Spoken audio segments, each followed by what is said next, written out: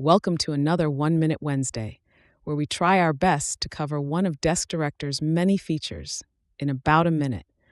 In this video, we will talk about Teams ticket discussion integration. Streamline your ticket-related conversations by automatically creating discussion threads in Microsoft Teams using our Power Automate solution template. With just a tag added to a ticket in the tech portal, you can instantly create a dedicated discussion thread in Microsoft Teams. Automatically include a deep link to the Teams thread within the ticket, making it easy for anyone to join the conversation. Include a deep link to the ticket within the Teams thread for quick context access.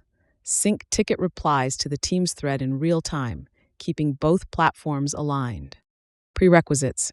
Before you begin, make sure you have the following: a Power Automate license with access to premium connectors and an active Dataverse database in your Power Platform environment.